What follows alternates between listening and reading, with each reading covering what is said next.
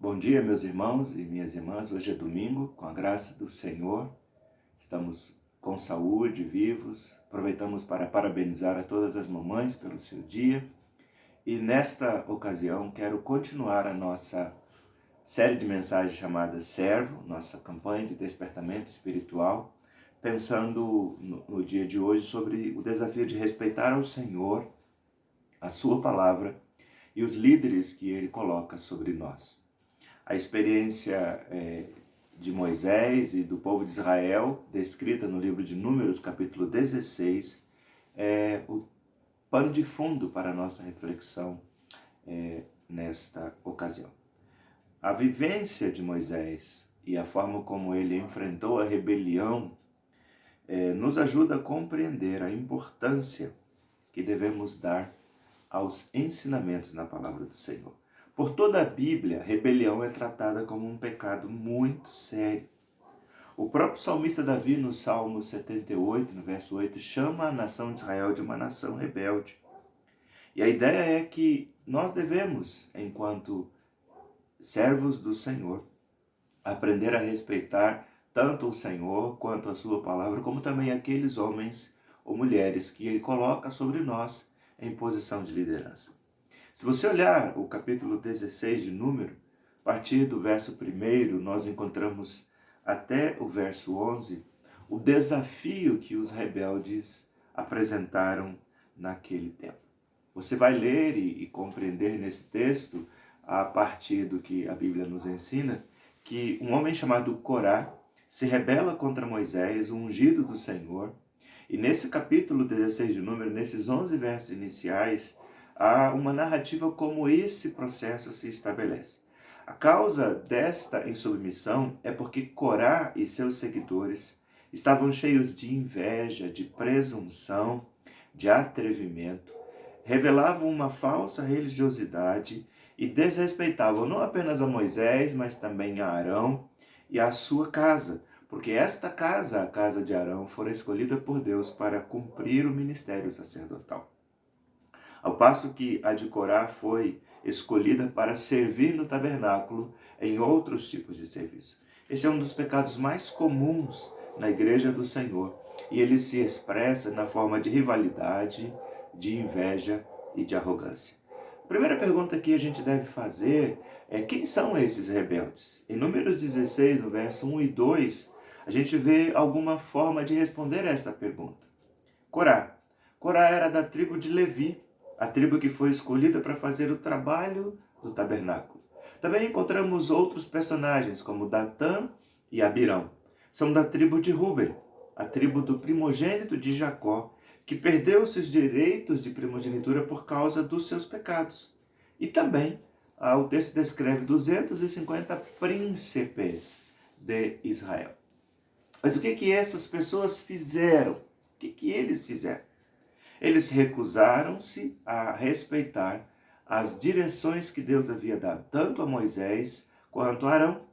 Eles disseram duas coisas muito claras para Moisés e Arão. Primeiro, você centraliza tudo em suas mãos, Moisés. E para Arão, eles disseram: toda a congregação é santa.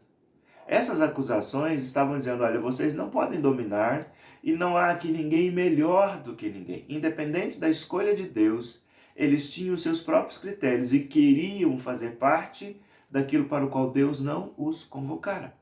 O que Moisés fala a esses homens rebeldes? Nos versos 4 a 7, Moisés se apresenta da seguinte maneira.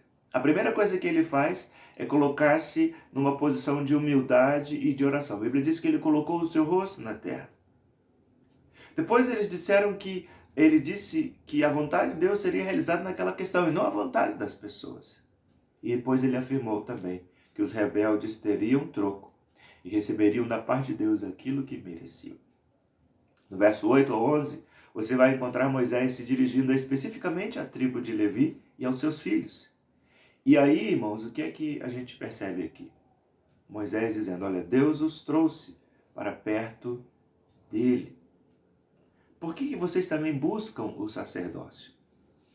Quem se rebela contra a liderança escolhida por Deus, se rebela contra o próprio Deus. Do verso 12 em diante, a gente vai ler e encontrar uma espécie de batalha contra os rebeldes. Agora Datã e Abirão começam a desobedecer a Moisés, que era o ungido do Senhor, a desacatá-lo, e movidos por inveja, eles fizeram isso. Esses dois homens se acharam agora no direito de liderar o povo, uma vez que eram descendentes do primogênito de Jacó, Ruben, em oposição à própria vontade de Deus, que já tinha escolhido Moisés para ser o líder. Esses dois grupos então se juntam a Corá, cuja insurreição eclesiástica contra Arão e o sacerdócio também agora se envolve numa espécie de insurreição política contra o governo de Moisés, que era alvo das críticas de Datã e de Abirão.